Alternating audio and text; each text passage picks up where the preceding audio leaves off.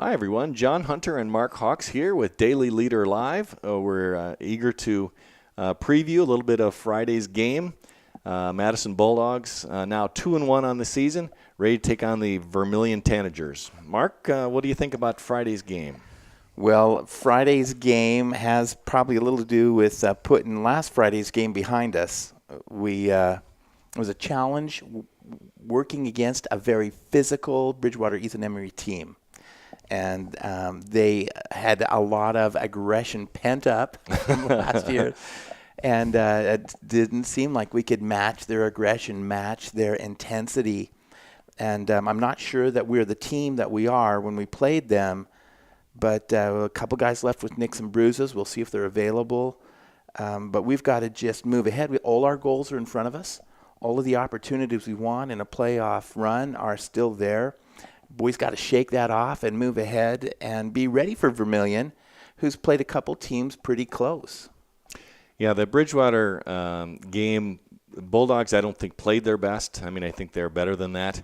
They had an early turnover and that ended up getting a first score on the board. Bulldogs shut out for the first time in more than 7 years. That's a big deal. Nevertheless, we have a lot of faith in Coach Max Hodgen and his staff, along with the Bulldog players, that they will be able to come back. So Vermillion, 1-2 on the season. They've had some close games. They lost to Del Rapids by 1 point. We all know Del Rapids is a good team. So Vermillion is not about to roll over for the Bulldogs. And they seem to be a lot like us. They're filling lots of spots and a lot in their backfield. They have a defensive backfield that's fast, but they're pretty new. So if there's a team on the schedule that looks a lot like us in terms of experience, maybe even in terms of size and position, it is Vermillion. So it should be a good matchup, both ends of the ball. We've owned Vermillion the last several years. We've been able to build some wins on the backs of a Vermillion team, but I'm not sure that's the case.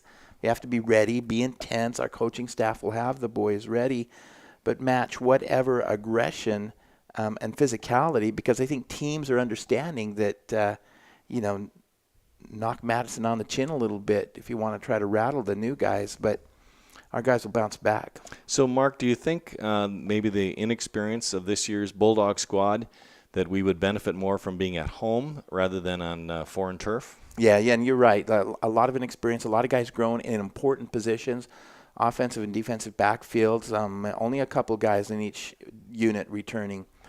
But, yeah, being home, having the crowd behind them, being in a familiar environment, getting fired up, yeah, that's going to make a big difference. And I expect the Bulldogs to be back on the winning track. Of course, this is a homecoming game, so that always brings out, I think, a few extra fans. Big week of activities for Bulldogs and all the students there.